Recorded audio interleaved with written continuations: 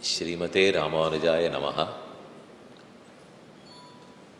कुंभे पुनर्वसौ जातं केरले चोळपट्टणे कौस्तुभांशं धराधीशं कुलशेखरमाश्रये घुष्यते यस्य नगरे रंगयात्रा दिने दिने तमहं शिरसा वन्दे राजानं कुलशेखरम्. ஆழ்வார்களிலே குலசேகர ஆழ்வார் ஒருவரே மலையாள திவதேசத்தில் அவதரித்தவர். பொய்கை ஆழ்வார், பூதத்தாழ்வார், பேயாழ்வார், திருமழிசை ஆழ்வார் முதல் 4 ஆழ்வார்களும் தொண்ட நாட்டிலே அவதரித்தவர்கள். ஸ்ரீபெரும்புதூர், காஞ்சிபுரம் இதை சுற்றி உள்ள திருத்தலங்களில் பிறந்தனர்.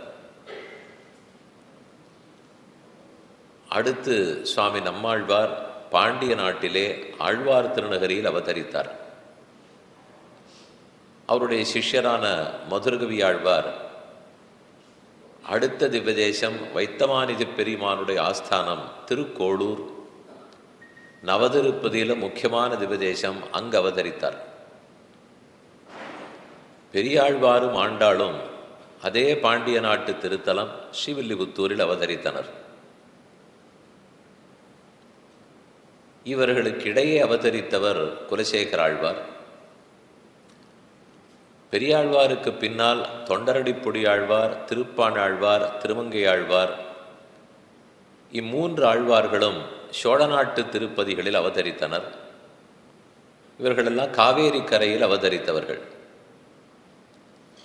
இப்படி எல்லாரும் தமிழகத்திலே அவதரித்த போது ஒருத்தர் குலசேகர ஆழ்வார் மாசி மாசம் புனர்வசு நட்சத்திரத்தன்று திருவஞ்சிக்களம்ங்கிற க்ஷேத்திரத்தில் அவதரித்தார்.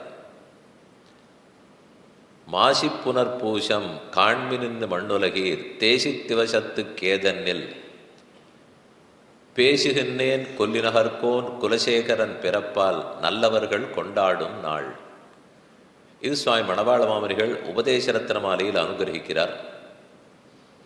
மாசி மாசம் புனர்வசு நட்சத்திரம், கும்பமாசம் புனர்வசுன்னு சொல்லுகிறோம்.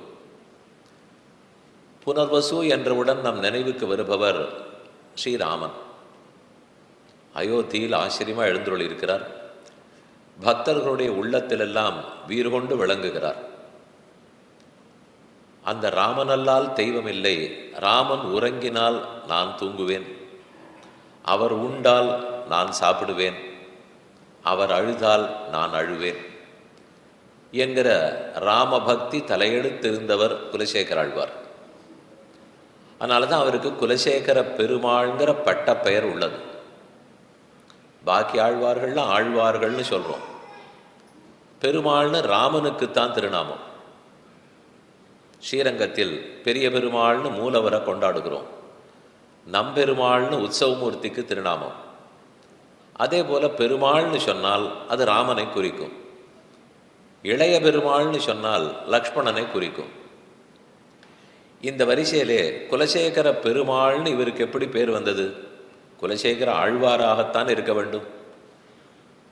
அந்த ராமனிடத்தில் அவ்வளவு பக்தி இருந்து அவன் பிறந்த அதே புனர்வசு நட்சத்திரத்தில் அவதரித்து அவனுக்காகவே பெருமாள் திருமொழிங்கிற 105 பாசுரங்களை பாடியவர். அதனாலே இவருக்கு குலசேகர பெருமாள் என்ற திருநாமம் ஏற்பட்டது. அவ்வாழ்வார் அவதரித்தது திருவஞ்சிக்களம் என்று திருச்சூரிலிருந்து சுமார் 40 மைல் தொலைவில் இருக்கும் கொடுங்கல்லூருக்கு அருகே இருக்கும் திருத்தலம். திருக்குலசேகரபுரம் என்ற அவருடைய திருநாமத்திலேயே சிற்றூர் உள்ளது. அந்த இடத்துக்கு சென்ற வேணும், ஆழ்வாரை தரிசிக்க வேண்டும். மாசி புனர்வசு வார்ஷிக திருநக்ஷத்திர உற்சவத்தில் கலந்து கொள்ள வேணும் என்று பக்தர்களுக்கு ஆசை. அது ஒன்றாக மட்டும் இல்லாமல் கூடவே மலையாள திவ்யதேசங்கள் அனைத்தையுமே சேவிக்க வேணும். இந்த ஆசை திவ்யதேசங்களை அனுபவித்தல், குணானுபவம், கைங்கரியம், சத்துக்களுடைய சங்கத்திலே இருக்க வேணும் என்பதற்காக திவ்யசூரி அறக்கட்டளை மூலமாக இந்த மலையாள திவ்யதேச யாத்திரை மாசி புனர்வசுவை முன்னிட்டு ஏற்பாடு செய்யப்பட்டுள்ளது. 2025 ஆங்கில வருடம் மார்ச் மாதங்களில், அந்த மாதத்தில் 8, 9, 10, 11, 12 இந்த 5 தேதிகளில் மலையாள திவதேச யாத்திரை ஏற்பாடு செய்யப்பட்டுள்ளது. இதில் சுமார் 600 யாத்திரிகள் கலந்து கொண்டுகிறோம். அனைவருமாக 16 பஸ்ஸுகளில் புறப்பட்டு வெவ்வேறு இடத்திலிருந்து 13 திவதேசங்களையும் சேவித்து, கூடவே திருவஞ்சிக்களத்தில் ஆழ்வார் உற்சவத்திலேயும் பங்கு கொண்டு, குருவாயூருக்கு சென்று குருவாயூர் அப்பனையும் தரிசித்து, அதே போல பாரத புழா, பம்பையாறு 2 புனிதமான நதிகளில் நீராடி ஆனந்தப்பட வேண்டும், அனுபவிக்க வேணும், பக்தி வளர வேணுங்கிற இச்சையோடே இந்த யாத்திரை ஏற்பாடு செய்யப்பட்டுள்ளது. இதற்காக வரவிருக்கும் அனைத்து யாத்ரிகர்களையும் வருக வருக வருக என்று திவ்யசூரி அறக்கட்டளை மூலமாக வரவேற்கிறேன், பிரார்த்திக்கிறேன். குலசேகர ஆழ்வாரிடத்திலேயும் அனைத்து திவ்யதேசத்து எம்பெருமான்களிடத்திலேயும் முக்கியமான ஒரு பிரார்த்தனை வைக்க வேண்டும். உங்களுடைய சேவையும் உங்களை பற்றின குணங்களும் ஸ்தல புராணமும் மற்றும் ஆழ்வார்களாலே மங்களாசாசனம் பண்ணப்பட்ட எம்பெருமான்கள், அதனால் ஆழ்வார்களுடைய பாசுரங்களுடைய ஆழமான அர்த்தங்களும் இவை இத்தனையும் காதார கேட்க வேண்டும், கண்ணார காண வேணும், உள்ளத்தில் நிலைத்து நின்று பக்தியை பெருக்கி கொடுக்க வேணும். இதை தேவரீரே செய்து கொடுக்க வேணும்னு முதற்கண் பிரார்த்தித்து கொண்டு தொடங்குவோம். அந்த ஆழ்வாரை பற்றின அழகான ஸ்லோகம் இது. குஷ்யத்தே யஸ்ய நகரே ரங்கயாத்ரா தினேந்திரே. யாருடைய ஊரில் தினப்படி காலை எழுந்திருந்தவுடன் ஸ்ரீரங்க யாத்திரை போக வேணும், ஸ்ரீரங்க யாத்திரை போக வேணும் என்று குலசேகர ஆழ்வாரும் சொல்லிக்கொண்டே இருப்பாராம். ஊர்க்காரர் பர்கர்கள் எல்லாரும் அந்த ஆசையில் இருப்பார்களாம்.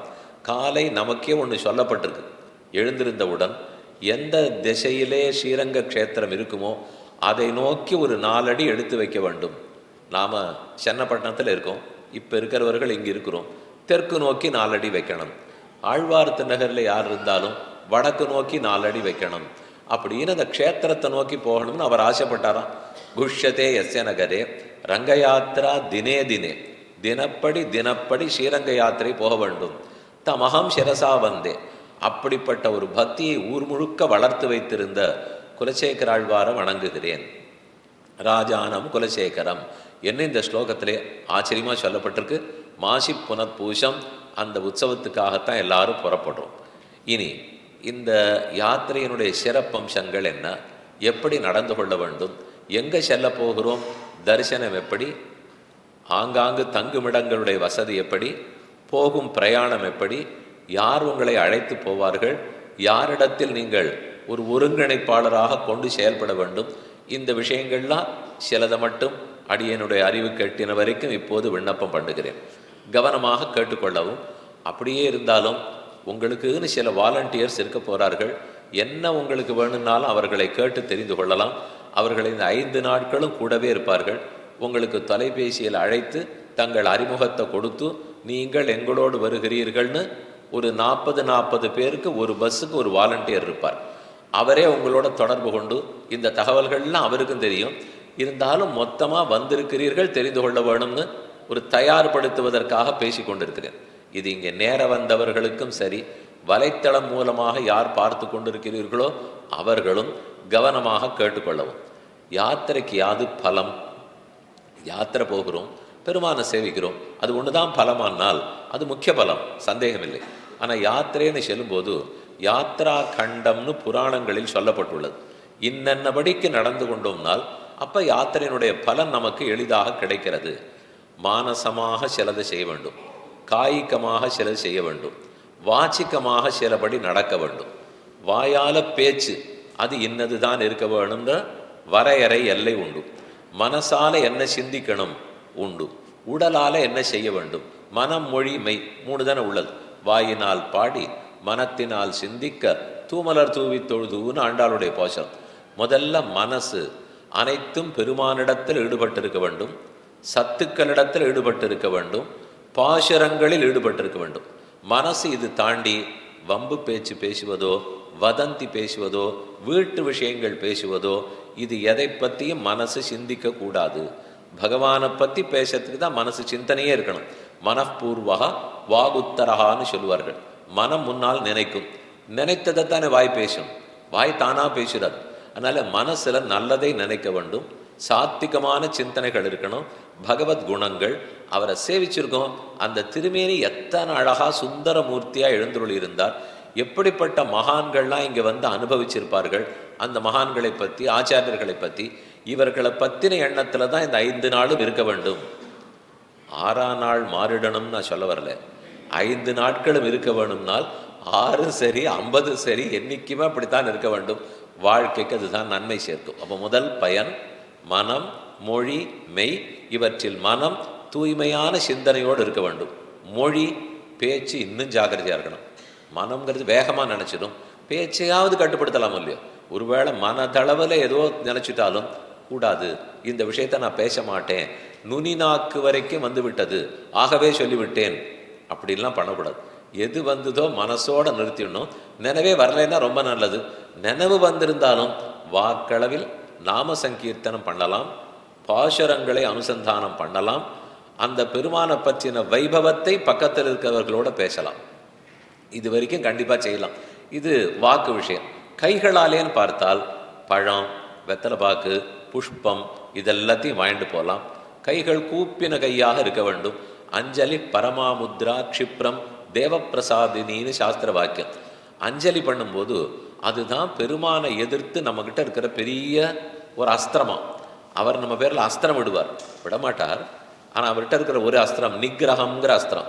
நாம் பண்ணியிருக்கிற தவறுகள், சாஸ்திர விரோதமாக செய்தவை, ஆச்சாரியர்களுடைய என்ன நமக்கு சொல்லி கொடுத்துருக்காளோ அதை தாண்டி செய்தவை, இதை போல எது இருக்கிறச்சேவும் பாத்திர பெருமாளுக்கு கொஞ்சம் கோபம் வருது. கோபம் வருதுன்னா தப்பாக கொன்னுடணும் அடிச்சிடணுங்கிற கோபம் இல்லை. இவனை நல்லாரு நன்னாருன்னு சொல்ல சொல்ல இப்படியே பண்ணுறானே. ஒரு பெத்தவனுக்கு குழந்தை நன்னா இருக்கணுங்கிற ஆசை இருக்கும். சொல்லி சொல்லி பார்க்குறா. அம்மா சொன்னது அப்பா சொன்னதை கேட்கலைன்னால் ஒரு கோபம் வரத்தானே வரும். அந்த கோபம் ஒன்றும் தப்பான கோபம் இல்லை, இவன் திருந்தனமே ஒழுங்காக இருக்கணுமேங்கிற கோபம். பராசரபட்டர் சாதிக்கும் போது ஹிதஸ்ரோதோ விருத்தியா கதாச்சித் பவதிச்ச கலுஷதி. எப்பவோ உன்னுடைய திருவுள்ளமும் கலங்குகிறது, கலங்கிவிட மாட்டார். எத்தனை தரம் திரும்ப திரும்ப இந்த ஜெகத்தை சிருஷ்டிக்கணும்னாலும் ஒருத்தம் கூட மோட்சம் வேணும்னு கேட்கலைன்னாலும் திரும்ப திரும்ப முயற்சி எடுத்துக்கொண்டு தான் இருக்கிறார். நம்ம அவர் ஒரு நாள் விடமாட்டார், சொத்தை விட்டு கொடுப்பவரே இல்லை. இருந்தாலும் நம்ம பேரில் இருக்கிற நல்லெண்ணத்தினாலே கொஞ்சம் அப்படியே நீர் பூத்து நெருப்பா திருவுள்ளத்தில் சீற்றம் வரும், கோபம் வருமா. அந்த கோபத்தை மாற்றி ஆகணும் இல்லையோ. அந்த மாத்துறது தான் நம்முடைய குறிக்கோளாக இருக்க வேண்டும். அதற்குத்தான் தாயார் புருஷகாரம் பண்ணுகிறாள். ஆச்சாரியர்கள் எல்லாரும் நமக்கு உபதேசிக்கிறது. நாம் கைங்கரியம் பண்ணி பண்ணி நான் நல்லவன் தான், ஏதோ தப்பாக போச்சுன்னு அவருக்கு சொல்ல வேண்டாமா. அதனால கைகளால் கைங்கரியம், வாயால் நாம சங்கீர்த்தனம், அர்ச்சனை, உள்ளத்தால தூய எண்ணங்கள், பக்கத்தில் இருக்கிற பாகவதர்களோட சேர்ந்து போனால் அவருக்கு அந்த கோபம் குறையிறது. சரி, நல்லவனோட இவன் வந்திருக்கான், அதனால இவனுக்கு மேற்கொண்டு நம்ம கோவிச்சுக்க வேண்டாம் அப்படிங்கிற திருவுள்ளத்தில் ஒரு கனிவு ஏற்படுறது. அந்த கனிவு ஏற்பட்டுட்டா நம்ம பாபங்கள்லாம் நம்ம இடத்துல நிற்கவே நிற்காது. அவர் திருவுள்ளம் கோபம் இருந்தால், அதைத்தான் ஒரு சாஸ்திர வாக்கியம் சொல்றது, கூறத்தாழ்வான் சாதித்தார். புண்ணியா புண்ணியவ் ஈஸ்வர பிரீத்தி கோபம்னு சொல்லுவார்கள். நமக்கு புண்ணியம் பாப்பம்ங்கிறது வேற ஏதோ இல்லை. நம்முடைய புண்ணியம் ஈஸ்வருடைய பிரீத்தி, நமக்கு பாப்பம் அவருடைய கோபம். அவர் கோபப்பட்டார்னா இவர் இப்போ நம்ம ஏதோ உலகத்தில் என்னென்னமோ பண்ணுறோமே, இதெல்லாம் புண்ணியம் இதெல்லாம் பாப்பம்னு நினச்சிட்டு இருக்கோம். இந்த இத்தனை செயல்களும் அதே நிமிஷத்தில் போயிடுமே. நீங்கள் எப்பேற்பட்ட புண்ணிய செயல் செய்தாலும் 5 நிமிஷத்துக்கு மேலே நிற்காது. எப்பேற்பட்ட பாவமாக இருந்தாலும் செயல் தீர்ந்து போடும். செயலுக்குண்டான பலன் தானே தொடருது. பண்ண தப்பு, ஒருத்தர் ஓங்கி அடிச்சுவிட்டேன், தப்பு. அந்த தப்புக்கு எனக்கு பாவம் வரும். அந்த அடித்த நிமிஷம் ஒரே நிமிஷத்தில் முடிஞ்சு போச்சே. அடுத்த நிமிஷம் அடிக்கிறதுங்கிறது இல்லை, ஆனால் அதனுடைய பலன் நிற்கிறதோ இல்லையோ. அந்த பலன் எங்கே எழுதப்பட்டிருக்கு? நான் பண்ண செயலுக்கு இன்னும் ரொம்ப நாள் பலன் கிடைக்க போகிறதுன்னு யார் பதிவு பண்ணி வச்சிருக்காள்னா பெருமாளுடைய திருவுள்ளத்தில் மட்டும்தான் இருக்கு. எந்த கணிப்பொறியிலையும் இதெல்லாம் கிடையாது, அவர் திருவுள்ளத்தில் இருக்குது. அப்போ அது மாறணுமோ இல்லையோ. அது மாறுறத நிகிரகம் அனுகிரகம் மாறுதுன்னு சொல்கிறோம். அவர் நிகிரகிக்கிறார், அப்போ அவரே அதை அனுகிரகமாக மாற்றி கொள்ள வேண்டும். அந்த மாற்றுவரான்னு பிரார்த்திக்கிறதுக்கு தான் இத்தனை இடத்துக்கு போகிறோம். அவருடைய கல்யாண குணங்களை தெரிந்து கொள்ள வேண்டும். எப்படிப்பட்டவர்களுக்கெல்லாம் பெருமாள் அனுகிரகிச்சிருக்காருன்னு தெரியணும். நம்ம மனசும் பண்படும் இல்லையா, அதற்காகத்தான் புறப்பட்டுருக்கோம். அப்போ மனம், மொழி, மெய் இந்த 3ம் இதை நோக்கி இருக்க வேண்டும். அதே எண்ணத்தோடு தான் எல்லா நாட்களும் போனால் எப்போதும் வரணும். அப்போ தான் யாத்திரா பலன் கிடைக்கும். சௌகரியத்துக்காக போனோம், ஏனோ பேசிக்கொண்டு நன்னா இருக்குங்கிறதுக்காக ஒரு சந்தோஷமாக சுற்றுலா மாதிரி போயிட்டு வந்தோம் அப்படிங்கிறதுக்காக இது இல்லை. இதற்கு பலன்கள் அதிகம். அந்த பலன் கிடைக்கணுங்கிற ஆசை நம்மக்கிட்ட இருக்கணும். இது யாத்ரா பலன். முதல் பலன் மனம் மொழி மெய் பெருமானுடைய கல்யாண குணங்களிலேயும் அவனுடைய திருவுருவத்திலேயும் அவனுடைய திருநாமங்களிலேயும் பாடப்பட்ட பாசுரங்களிலேயும் ஈடுபட்டு இருக்க வேணும் அப்படிங்கிறது ஒரு பலன். தானே இதை பண்ண ஒரு நெருப்பு எரிஞ்சு கொண்டே இருந்தால் அதில் போடப்பட்ட தூசி தும்பு எல்லாம் எரிஞ்சுட்டே இருக்காதா? தண்ணீரை கொட்டி ஓஹோன்னு அப்படி தள்ளினா அழுக்கெல்லாம் படாதா? அதை போல ஞானாக்னி தக்த கர்மாணம்னு கண்ணன் சொல்றார். ஞானம் பக்திங்கிற நெருப்பு கொழுந்து விட்டு எழுந்து கொண்டிருந்தால் பாப்பங்கிற குப்பை சத்த கூட அதில் விழுந்து விழுந்து தானே எரிஞ்சு போடும். நம்ம எரிக்கணுங்கிற தேவையில்லை. ஒரு இடத்துல இந்த வெளிச்சம் இவ்வளோ போட்டிருக்கா, 6 மணி 7 மணி ஆகிடுத்தானே இருட்டு வந்துடும். வெளிச்சம் இருக்குது, இருட்டு உள்ளே வராதுன்னு. அது என்ன இருட்டுன்னு ஒன்று இப்படி கதவை திறந்துன்னு வர பார்க்கப்பான்னா, எந்த இடத்துல வெளிச்சம் இருக்கோ அந்த இருட்டு இருக்காது. ஒரு இடத்துல இருட்டு இருக்குது, விளக்க போட்ட உடனே நம்ம இருட்டே வெளியில் போகணும்னு சொல்ல வேண்டிய தேவையே இல்லை. இருட்டு தானே வெளியில் போய்த்தான் ஆகணும். அதே போலத்தான் நம்முடைய கர்மங்கள். பக்தி, பகவத் குணானுசந்தானம், நாம சங்கீர்த்தனம்ங்கிற நெருப்பு கொழுந்து விட்டு எரிந்து கொண்டிருந்தால் பண்ணிருக்கிற அனாதி கால பாபங்கள் தானே எரிந்து விடும். அது நடக்கணும் அப்படிங்கிறதுக்காகவும் இது 2வது பலனா யாத்திரைக்கு போகிறோம். குணானுபவ கைங்கரியம்னு சொல்லுவார்கள். இந்த ஒவ்வொரு இடத்துலையும் யாரோ ஒரு ரிஷிக்காகவோ ஒரு பக்தனுக்காகவோ பெருமாள் அங்கே வந்திருப்பார். ஏதோ சேஷ்டிதம் பண்ணியிருப்பார், ஒரு விளையாட்டு பண்ணியிருப்பார். அதை தெரிஞ்சினோம்னால் இந்த குணத்தை இவர் வெளிப்படுத்தியிருக்கார் போல் இருக்கு. அவருக்கு எண்ணிறந்த கல்யாண குணங்கள் உள்ளன. அதில் ஒரு குணத்தை ஒரு திவதேசத்தில் காட்டுவார். இதை போல நம்மாழ்வார் அந்தந்த திவதேசத்துக்கு பாடும்போது ஒவ்வொரு பெருமாளும் ஒவ்வொரு குணத்தை காட்டியிருக்கார். அதை ஆச்சாரிய கிருதயம்ங்கிற நூலில் அழகிய மணவாள பெருமாள் நாயனார்ங்கிற ஆச்சாரியன் இந்த திவதேசத்தில் எந்த குணம், திருவனந்தபுரத்தில் எந்த குணம், திருவாட்டாறில் எந்த குணம், அதே மாதிரி திருநாவாயில் எந்த குணம் அப்படின்னு ஒவ்வொரு ஊருக்கும் ஒரு குணம். அந்த குணத்தை விளக்கமாக சொல்லிட்டு வரார். அதை தெரிஞ்சுக்கணும். ஸ்தல புராணத்தை தெரிந்து கொள்ள வேண்டும். எந்த மகானுக்காக ஆச்சாரியனுக்காக பெருமாளங்க எழுந்துருளினார் அதை தெரிந்து கொள்ள வேண்டும். அவருக்கு அவர் காட்டின குணம் என்னான்னு புரிந்து கொள்ள வேண்டும். இதனால நமக்கு ஒரு ஆனந்தம், ஒரு திருப்தி, அவருடைய பிரீத்தி நமக்கு கிடைக்கிறது. அனுபவஜனித பிரீத்திகாரித கைங்கரியம்னு சொல்லுவார்கள். பகவானுடைய குணங்களை அனுபவிக்க வேண்டும். அந்த குணத்தை அனுபவிக்க நமக்கு ஒரு உள்ளடங்காத இனம் புரியாத பிரீத்தி ஏற்படுறது. அந்த பிரீத்தி உந்தித்தான் கைங்கரியத்தில் ஈடுபடணும்.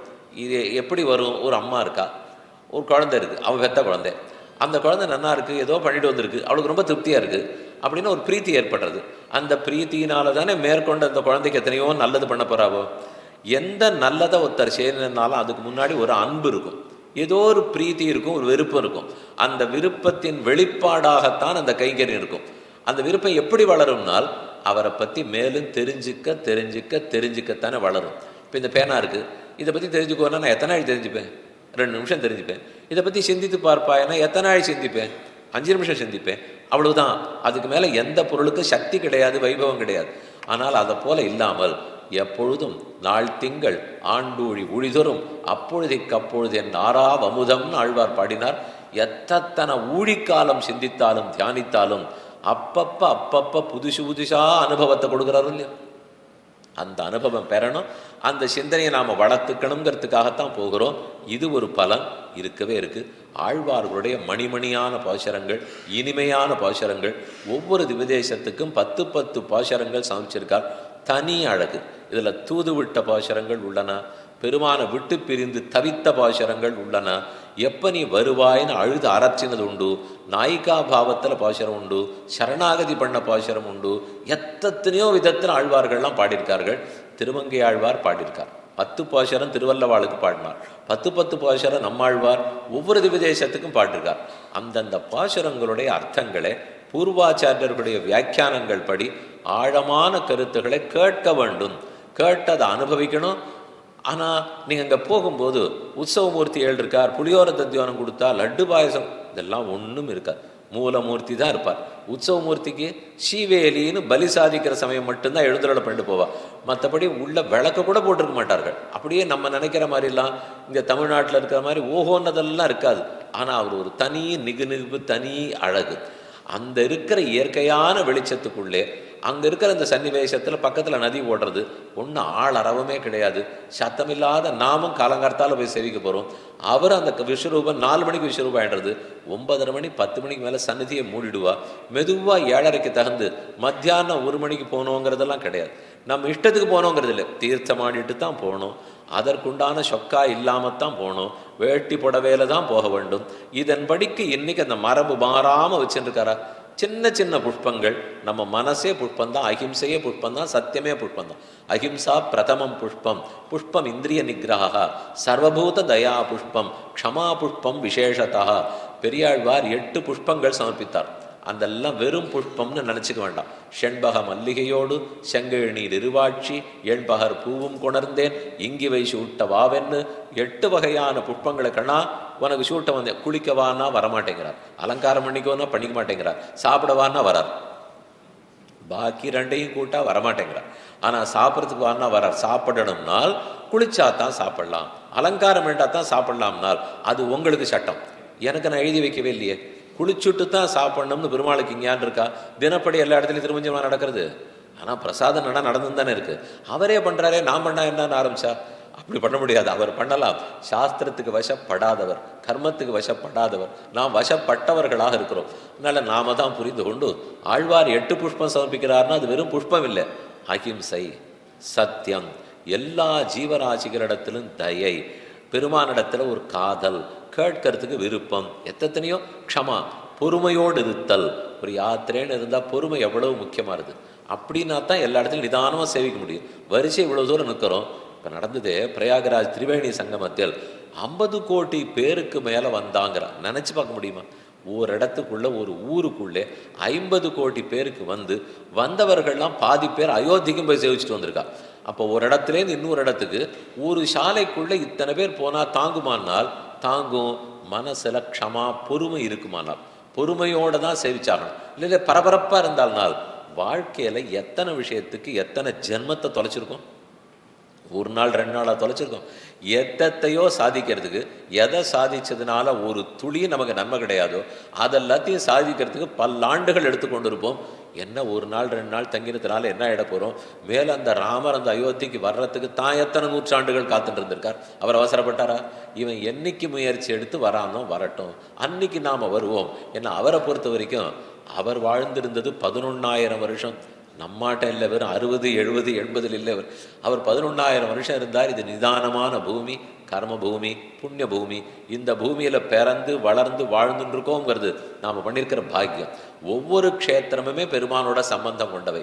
காடு, மலை, நதி, பாலைவனம், எதுவாக இருந்தாலும் அவனோட சம்பந்தம் பெற்றது.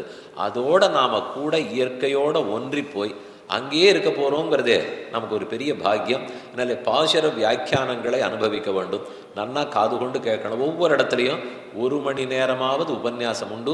அதை கேட்பது இந்த யாத்திரையினுடைய முக்கியமான அம்சம். ஏன்னா ஓஹோன்னு உற்சவம் நடக்க போகிறது, புறப்பாடு நடக்க போகிறது, யானை வாகனம், குதிரை வாகனம் அப்படிலாம் அங்கே எதுவும் இல்லை. பிரசாதம் நன்னா கொடுக்க போறா அப்படியும் இல்லை. ஓரளவுக்கு தான் எதுவுமே கிடைக்கும். ஆனால் அந்த ஒவ்வொரு பாசுரம் அந்த பெருமாளை நினச்சி அவர் உருகி பாடியிருக்கிறது, அதை கேட்ட பிற்பாடு தான் அது என்னதுன்னே நமக்கு புரியும். அது ஒரு பலம். நதி ஸ்நானம் பலம், சத்து சங்கம் பலம். இத்தனை சத்துக்களோட கூட சேர்ந்து போகிறோம் இல்லையோ, இத்தனை பேருமே அதே பகவானை பற்றின நினைவோடு தான் இருக்க போகிறோம். ஒரே யாத்திரை, ஒரே குறிக்கோள். வீட்டுக்கு வந்துட்டால் ஏதேதோ குறிக்கோள். அதை போல் இல்லை, ஒரே பகவத் விஷயங்கிற குறிக்கோள், பாகவத சத் சங்கம்ங்கிற குறிக்கோள். அது பயன். கடைசியாக சத்த குணம் வளருமா? இது எல்லாத்தினாலேயும் ரஜோ குணம் குறையுமா, தமோ குணம் குறையுமா, சத்த குணம் வளருமா? சாத்விக சிரத்தை வந்துடுத்துனால் தானே அவனவனுக்கு இதுதான் கடைசி பிறவியாக இருக்கணும், இனி பிறவி கிடையாதுங்கிற உண்மையான ஆசை அப்பதான் சரியா இருந்தது. இப்போ மாத்தாதீங்க.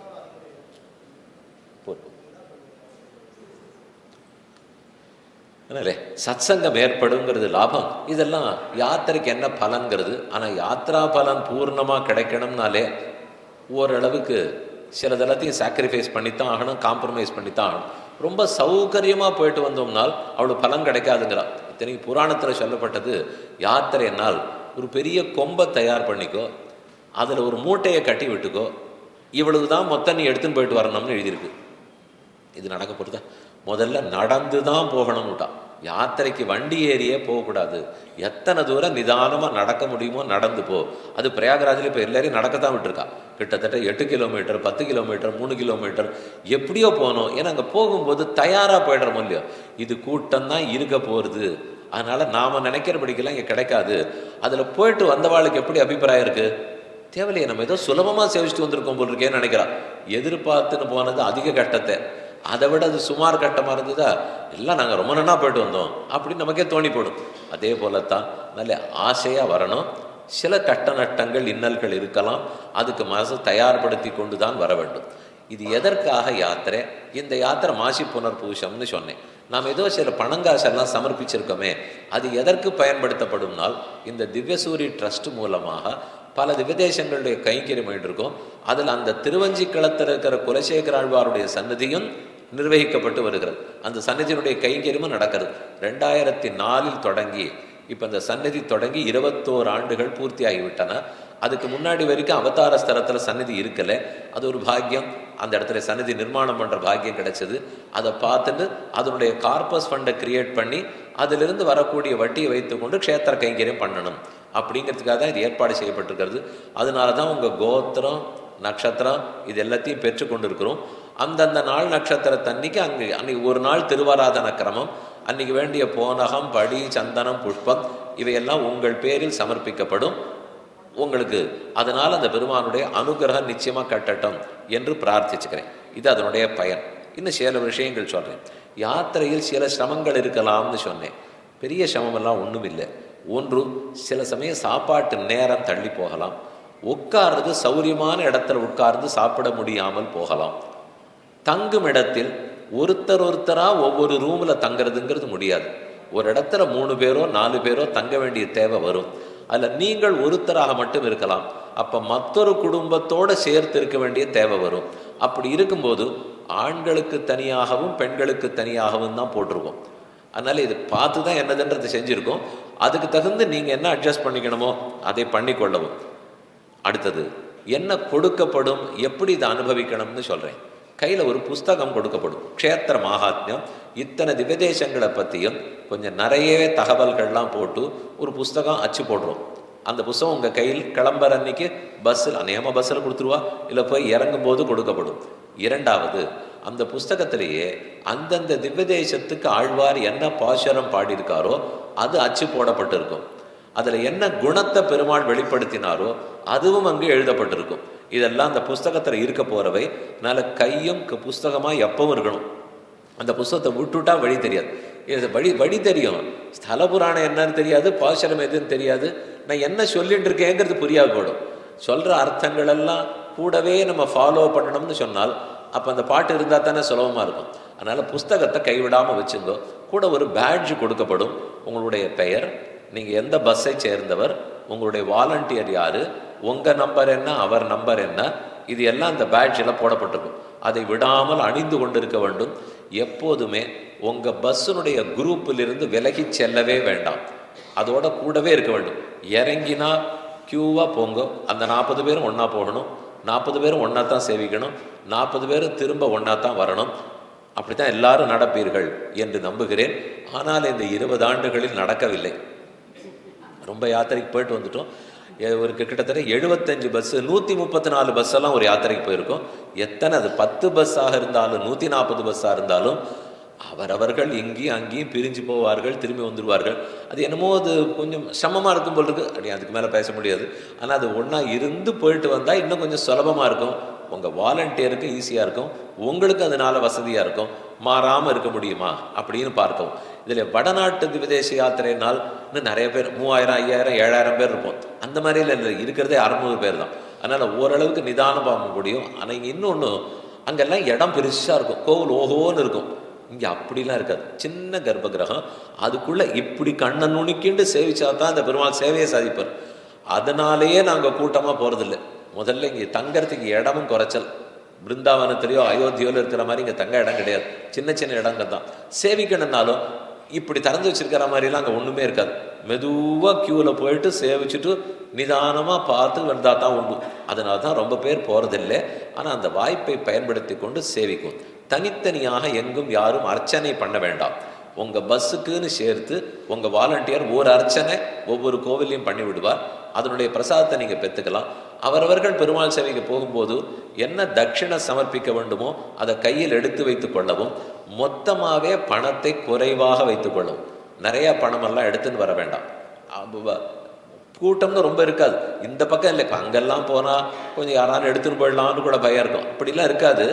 இருந்தாலும் வேண்டாம், எவ்வளோ வேணுமோ அதை மட்டும் வச்சுங்க. புன்னகை போதும், பொன்னகை தேவையும் இல்லை. நிறைய புடவை நிறைய வேட்டி எடுத்துன்னு வரணும்னு நினைக்க வேண்டாம். நாம் நினைக்கிறது கார்த்தால ஒன்று உடுத்திக்கலாம், சாயங்காலம் ஒன்று உடுத்திக்கலாம்லாம் நினச்சிட்டு இருப்போம். இதெல்லாம் ஒன்றுமே நடக்காது. போகிற நேரம் தான் தெரியும், குளிக்கிற நேரம் தான் தெரியும். ஏதோ இப்படி காற்றுல காட்டினோம்னா காஞ்சி போயிடும், உடுத்தின்னு வர்றதுக்கு தான் தோணும். அவளுக்கு தான் நேரம் இருக்கும். எங்கு குளிப்பதற்கு சென்றாலும் ஆண்கள் தனியாக குளிக்க வேண்டும், பெண்கள் தனியாக குளிக்க வேண்டும். எக்காரணம் கொண்டும் குளிக்கும் இடத்தில் கேமரா நாட் அலவுட். எந்த மொபைலையும் எடுத்துன்னு போகக்கூடாது. கேமராவில் பைய கரையில் வச்சுக்கணும், வைத்து விட்டு தான் குளிப்பதற்கு செல்ல வேண்டும். யார் நீங்கள் சிறுவர்கள் சிறுமியர்கள் அழைச்சின்னு வந்தால் கையையே விடக்கூடாது. 4 வயசு 5 வயசு 10 வயசுன்னு யாரை கூட்டின்னு வந்திருந்தாலும் அந்த பெரியவர்கள் ரொம்ப பொறுப்போடு நடந்து கை பிடிச்சிக்கணும். அந்த பஸ்ஸில் இருக்கிற எல்லாருமே, உங்கள் பஸ்ஸில் ஒரு குழந்தை யாரானு இருந்தாலும் 40 பேர் கண்ணை வச்சுக்கோ. எங்கே போகிறா, எங்கே வரா, போகிறாளா வராளா, சாப்பிட்டாளா பார்த்துங்க. சட்டு நீங்கள் யாரும் போயிட்டாலும் நம்மளால தேடிட்டு இருக்க முடியாது. பஸ்ஸு அப்புறம் நகராது, மொத்த கான்வாயும் நிற்கும். ஏன்னா யார் ஒருத்தராக இருந்தாலும் கட்டம் தானே. அதனால யாருன்னு ஜாக்கிரதையாக வச்சுக்கோ. புக்கு, பேகு, ஒரு பேகு கொடுக்க, ஒரு ஜோல்னா பை கொடுப்போம். அந்த ஜோல்னா பைக்குள்ளே புஸ்தகத்தை போட்டுங்கோ. உங்களுக்கு என்ன மருந்து மாத்திரை இருக்குன்னாலும் அதே பைக்குள்ளே வச்சுங்கோ. ஒரு சாப்பிட்ற தட்டும் டம்ளரும் எப்போதும் அந்த பைக்குள் வைத்துக் கொள்ளவும். மருந்துகள், சாப்பிட்ற தட்டு, டம்ளர், கொடுக்கப்பட்ட புத்தகம், கூடவே டார்ச் லைட். எப்போ வேணுனாலும் ஒரு டார்ச் லைட் வச்சுன்னா அது உங்களுக்கு உபயோகப்படும். யாருக்கெல்லாம் கொஞ்சம் சுகர் கம்ப்ளைண்ட்லாம் இருக்குது, நாங்கள் டயபெட்டிக், அதனால் சாப்பாட்டு நேரம் வரைக்கும் காத்துருக்க முடியாது, அவ்வப்போது சாப்பிட்டு கொள்ள வேணும்னு இருந்தால் அதற்குரிய ஆகாரம் என்னமோ அதையும் உங்கள் பையில எப்போவுமே வச்சுக்கோ. எப்போதும் கிளம்புவதற்கு முன்னால் நீங்கள் ஒரு நோயாளியாக ஏதானும் உங்களுக்கு நோய் இருக்குதுன்னு வச்சுக்கோ. அப்போ உங்கள் டாக்டரை பார்த்து இதை போல் போயிட்டு வர போகிறேன், இன்னென்ன மருந்தெல்லாம் எடுத்துன்னு போகிறேன், ஏதானு வேணும்னா நான் கூப்பிடுவேன், என்ன ஏதுன்னு ஒரு சர்டிஃபிகேட் வாங்கிட்டு இருக்கோம். வாயாலையாவது அதை சொல்லணும். சொல்லி கேட்டுக்கொண்டு, நீங்கள் உங்களுக்கு ஒரு நோயும் இல்லைன்னா ஒன்றும் கேட்க வேண்டாம், நீங்கள் பாட்டு வாங்க. ஒரு வேளை இருக்குமானால் உங்கள் உற்றார் உறவை நடத்திலையும் சொல்லுவீங்க. எனக்கு எதானும்னா உங்களுக்கு ஃபோன் பண்ண முடியும். உங்களோட உடம்பு சரியில்லைன்னால் என்ன மருந்து வாழ் கொடுக்கணும்னு ஒருத்தர் கூட்டு கேட்டால் தானே தெரியும். அதனால் யாரும் அந்த நம்பரெல்லாம் கொடுத்து வச்சுட்டு வாங்க. உங்கள் வாலண்டியர் நம்பரையும் உங்கள் குடும்பத்தில் கொடுத்து வச்சுட்டு வாங்க. எப்படியுமே இன்றைக்கி ஒன்று வாட்ஸ்அப் வசதி அது இதெல்லாம் ஓஹோன்னு இருக்குது. நித்தியப்படி ஒவ்வொரு இடத்துலையும் போகிறத நீங்கள் கூட்டு சொல்லிட்டு தான் இருக்க போகிறீங்க. பாதி நாள் ஃபோன் தான் அடிச்சுட்டு இருக்க போகிறது. அதனால் அதில் ஒன்றும் குறைவு இருக்காது. இருந்தாலும் சொல்கிறேன், ஜாகிரதைப்படுத்திங்கோன்னு சொல்கிறேன். இப்போ பொதுவான சில இன்ஃபர்மேஷன்ஸ், ஒன்று பிளேட்டு, டம்ளர், மெடிசன், அவசரத்துக்கு ஆகாரம் வேணும்னு ஆகாரம், ஒரு டார்ச் லைட்டு, மகாத்மியம் புஸ்தகம், உங்கள் பேட்ஜை எப்போதும் அணிந்து கொண்டிருக்க வேண்டும். இது வரைக்கும் மறக்க வேண்டாம். பொதுவான இன்ஃபர்மேஷன். 600 பேர் மொத்த யாத்திரிகர்கள், 16 பஸ்ஸுகளில் செல்லுகிறோம். அது தவிர ஒரு 30 பேர் வாலண்டியர்ஸ் இருக்கும். மொத்தம் 630 பேர். அடுத்து எங்கெங்கேருந்து பஸ்ஸுகள் கிளம்புமோ கிளம்புவதற்கு ஒரு மணி நேரம் முன்னாடி ரிப்போர்ட் பண்ணி விடவும். அப்போ தான் பஸ்ஸு எதுனா ஏறி உட்காரத்துக்கு முடியும். நான் தனியாக லிஸ்ட்டு தரேன் எங்கெங்கேருந்து ஏற போகணுன்ட்டு. ஆனால் அதை அப்படியேன்னு நினச்சிக்க வேண்டாம். 2ஆம் தேதி அன்றைக்கி உங்களுக்கு எஸ்எம்எஸ் அனுப்புவோம், வாட்ஸ்அப் அனுப்புவோம். அதே மாதிரி உங்கள் வாலண்டியர் உங்களை கூட்டு பேசி நான் தான் வாலண்டியர்னு அறிமுகப்படுத்தி கொள்வார். படுத்தி எங்கே கிளம்ப போகிறோம், நீங்கள் எத்தனை மணிக்கு வரணுங்கிறதெல்லாம் அவர் பேசிடுவார். அதுதான் ஃபைனல். இன்றைக்கி நான் என்ன சொல்கிறேன்னா அது ஒரு ப்ரிலிமினரி தான், டென்டேட்டிவ்னு வச்சுக்கோ. ஃபைனலாக அவர் கூட்டு சொல்கிறத அப்போ எடுத்துக்கொள்ளலாம். வாலண்டியர்கள், ஒவ்வொரு பஸ்ஸுக்கும் ஒரு வாலண்டியர். அந்த வாலண்டியர் ஒரு சப் வாலண்டியர், அவருக்கு ஒரு அசிஸ்டன்ஸுக்காக இன்னொருத்தம் இருப்பார். அதை அந்த வாலண்டியரை பார்த்து சூஸ் பண்ணிப்பார். ஆனால் நீ கிளம்பணும்னால் 1 hour பிஃபோர் ரிப்போர்ட்டிங் டைம், கிளம்புறதுக்கு டிபார்ச்சர் டைமுக்கு 1 hour பிஃபோர் ரிப்போர்ட் பண்ணிவிடுவோம்.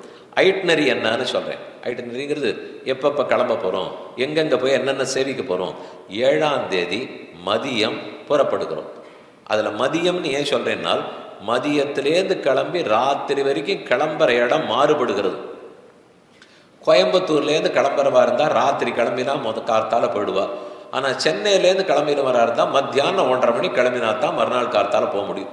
இந்த வித்தியாசம் கொஞ்சம் இருக்கும். அதனால தான் வரிசையாக லிஸ்ட்டு என்னன்னு சொல்கிறேன். இன்னொன்று, எல்லா இடத்துலேருந்து பஸ்ஸாக இருக்காது. ஒரு சில இடங்களில் 10 பேர் தான் பிரயாணிகள் இருக்கா. ஃபார் எக்ஸாம்பிள் திருநெல்வேலின்னு வச்சுக்கோ. அப்போ அந்த இடத்துல 10 பேர் தான் இருக்கா. 10 பேருக்காக 40 பேர் பஸ் இல்லை. அதனால் அவர்களை ஒரு இடத்துல ஒரு வேனில் கூட்டின்னு போய் பஸ்ஸு மெயின் பஸ்ஸு எந்த ரூட்டில் போக போகிறதோ அங்கே இறக்கி விட்டுட்டு பண்ண போகிறோம். இதை போல் ஒரு சில இடங்களில் ஏற்பாடு பண்ணியிருக்கோம். இன்னொன்று, போகிற வழியில் இருக்கும்னால் ஒரு 30 பேர் முதல் இடத்துலேருந்து கிளம்பிடுவா. போகிற வழியில் இன்னொரு 10 பேரை மட்டும் ஏற்றின்னு போகிற இடங்களும் உண்டு. இதை போல் சில அட்ஜஸ்ட்மெண்ட்ஸ் எல்லாம் பண்ணியிருக்கோம். கிளம்புறது 7ஆம் தேதி மதியம் கிளம்பி 8ஆம் தேதி காலை திருநாவாய், இதுதான் முதல் க்ஷேத்திரம் போய் சேர போகிறோம். திருநாவாய் முகுந்தன். 7ஆம் தேதி கிளம்பும் போதே 2 விஷயத்தை நினைவில் கொள்க. ஒன்று, அன்று இரவுக்குண்டான ஆகாரத்தை நீங்கள் பேக் செய்து கொள்ள வேண்டும். அன்று இரவுக்குண்டான ஆகாரம் அதை நீங்கள் தான் பேக் பண்ணிட்டு வரணும், யாராக இருப்பினும். சில பேர்லாம் 9 மணிக்கு தான் கிளம்பவே போகிறா. அப்படி இருக்கிறவர்கள் சாப்பிட்டுட்டே ஏறலாம். மத்தியானம் கிளம்புற வர இருந்தால் ராத்திரிக்கு உண்டான ஆகாரத்தை கையில் எடுத்துன்னு வரணும். இது ஃபர்ஸ்ட் பாயிண்ட். செகண்ட் பாயிண்ட், திருநாவாயில் போய் நம்ம வெறுமே ரெஸ்ட் ரூமை உபயோகப்படுத்தி கொண்டு நேர பாரத புழால நீராடி விட்டு உபன்யாசத்தை முடிச்சுன்னு கிளம்பிடுறோம். ஸோ லக்கேஜ் அன்லோடு பண்ண போவதில்லை, லக்கேஜ் இறக்க போகிறதில்லை. லக்கேஜ் இறக்க போகிறது 8ஆம் தேதி ராத்திரி தான். 8ஆம் தேதி கார்த்தால இறக்க மாட்டோம். அதனால் நீங்கள் கையில் ஒரு மாற்று துணியை வைத்துக்கொள்ள வேண்டும். உங்கள் பை ஒன்று கையில் வச்சுங்க, கைப்பையில் ஒரு மாற்று துணியை வைத்துக்கொள்க. நீராடி விட்டு அந்த மாற்று துணியை போட்டுட்டு தான் அன்னைக்கு முழுக்க இருக்க போகிறோம். அப்புறம் ராத்திரி போய் கொடுங்கலூரில் தங்கும்போது தான் அன்லோட் பண்ணுறதுக்கு அனுமதிப்போம். அன்னைக்கு உண்டு. மறுநாள் 2 நாள் திருவல்லாலையும் உண்டு, திருவனந்தபுரத்தில் போயும் உண்டு. முதல் நாள் மட்டும் அன்லோடிங் இல்லை, காலங்கார்த்தால. அன்னைக்கு இப்போ நேர திருநாவாயில் போய் தீர்த்தமாயிட்டு வரப்போகிறோம். அப்போ 2 விஷயம் ஞாபகம் வச்சுக்கோ. 7ஆம் தேதி புறப்படும் போது அன்று இரவுக்குண்டான ஆகாரம், மறுநாள் காலைக்குண்டான மாற்று துணி, இந்த 2 கையில் இருக்க வேண்டும். பொட்டிகள் இறக்கப்பட மாட்டார். முதல்ல திருநாவாய், பாரத புழா பெரிய நதி, நதியில் இறங்கி கம்பி கட்டியிருப்பா, சங்கிலி போட்டிருப்பா.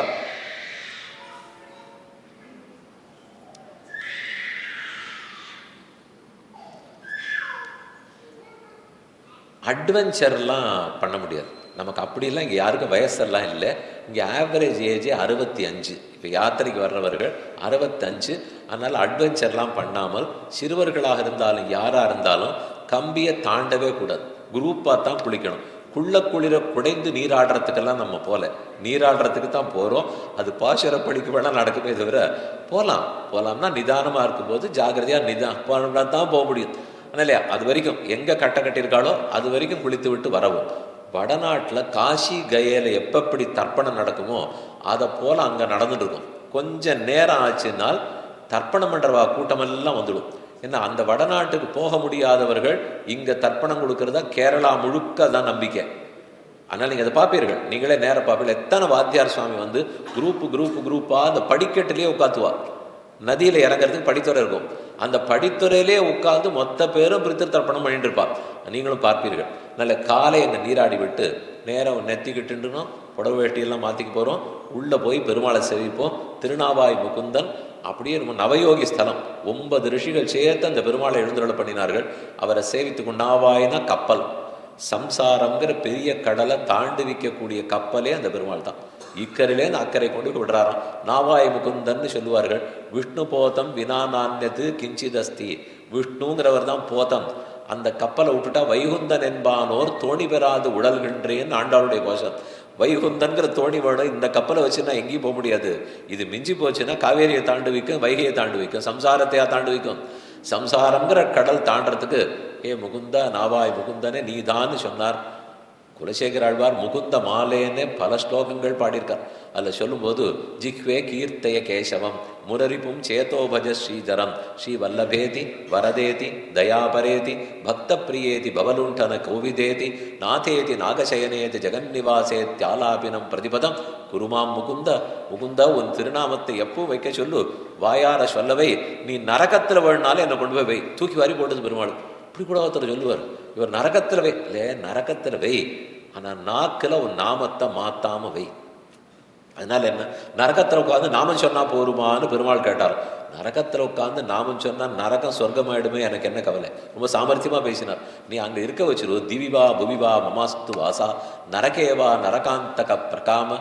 பூமியில் இருக்கவை, ஆகாசத்தில் இருக்கவை, சொர்க்கத்தில் வை, உன் திருவடியில் வச்சுக்கோ, நரகத்தில் வை. ஆனால் என் மனசும் நாக்கும் நாமங்களை மறக்காமல் இருக்கணும். அதை எப்போதும் சொல்லவை சொல்லி கொண்டிருந்தா தானே நரகமே சுவர்க்கமாகும் நாமங்களுடைய நம்பின்னு திருமாலையில் தொழில்பிழையாழ்வார் பாடுறார்.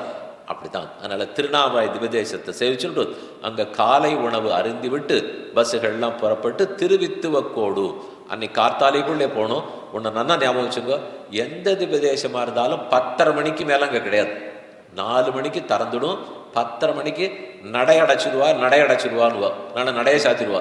நம்ம நினச்சிருக்காம மெதுவாக போகலாமே, 12:30 வரைக்கும் இருக்குமேலாம் அங்கே இல்லை. எதுவாக இருந்தாலும் 10:30க்குள்ளே சேவிச்சாதான். ஆனால் நமக்கு திடீர்னு ரொம்ப டைம் இருக்கா மாதிரி இருக்கும். 10:30க்குள்ளே சேவிச்சு முடிச்சிடுவோம். அதுக்கு அடுத்தது 5 மணிக்கு தான் சேவிப்போம். 10:30லேருந்து 5 என்ன பண்ணுறதுன்னே தெரியாது. இதை போலத்தான் பல இடத்துலையும் நடக்கும். என்ன பண்ணுறதுன்னு தெரியாது இருக்கணும். நான் உபன்யாசம் கேட்க போகிறோம். இந்த ஒவ்வொரு சமயமும் ஒவ்வொரு கோவிலை பற்றி அப்போ தான் கேட்டாக உண்டு. காலை திருநாவாயில் சேவித்து கொண்டு விறுவிறுவென்று பஸ் ஏறி அங்கிருந்து ஒரு 1 hour பிரயாணம் போனார் திருவித்துவக்கோடு.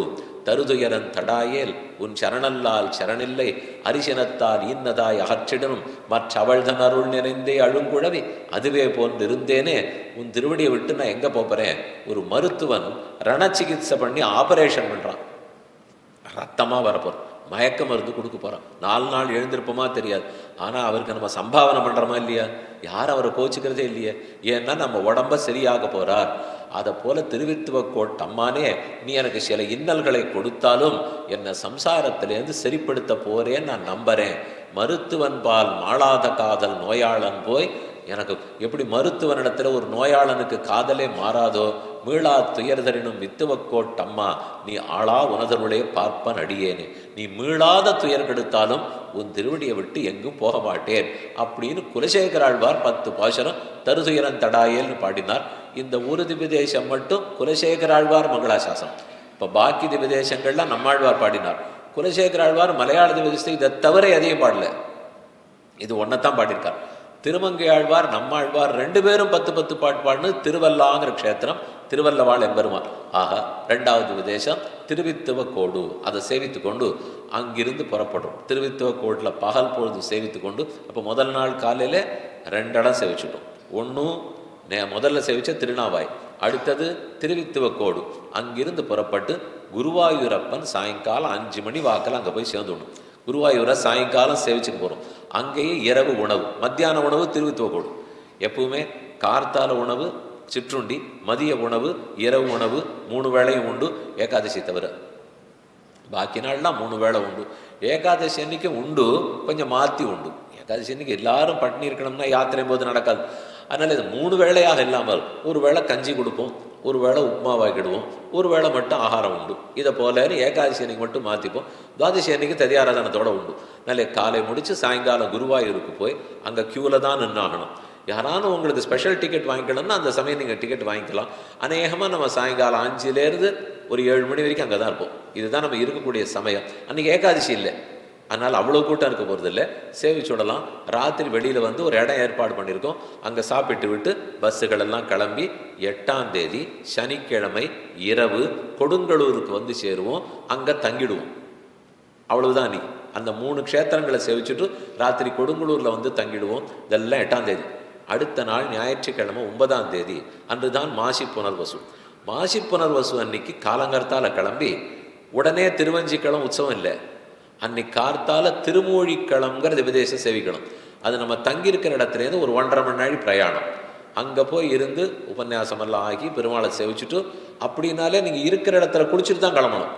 அங்கே நதி ஸ்நானம் இல்லை. இருக்கிற இடத்தில் குளித்து விட்டு கிளம்பி, ஆனால் லக்கேஜ் எல்லாம் அன்லோட் பண்ணிவிடுவோம். நீங்கள் மாற்றிக்கலாம், உங்கள் பொட்டி எல்லாத்தையும் எடுத்துக்கலாம்.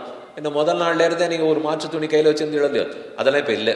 அடுத்த நாள் அன்றைக்கி நீ இருக்கிற இடத்துல குளித்து விட்டு காலை புறப்பட்டு திருமூழிக்களத்தை அடைகிறோம். இது 3வது திவ்யதேசம்னு போட்டுங்க.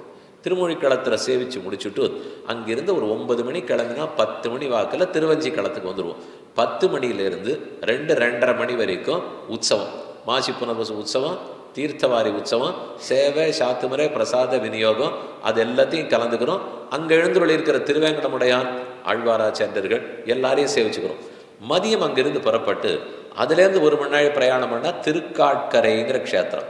அது எர்ணாகுளத்தினுடைய அவுட்ஸ்கர்ட்ஸ். அதனுடைய வெளியில் ஒரு பெரிய யூனிவர்சிட்டி இருக்குது.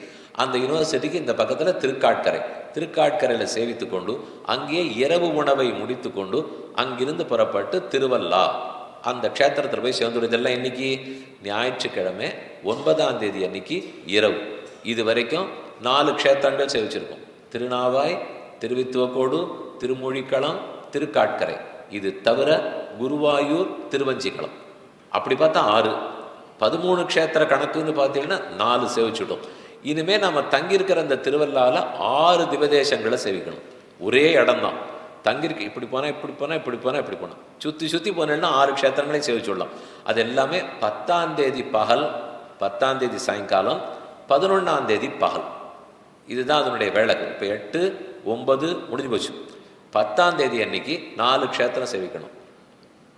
10ஆம் தேதி அன்னைக்கு 11ஆம் தேதி கார்த்தால 2 சேவிக்கணும். 4, 2, 6 க்ஷேத்திரங்களை சேவிச்சுடுவோம்.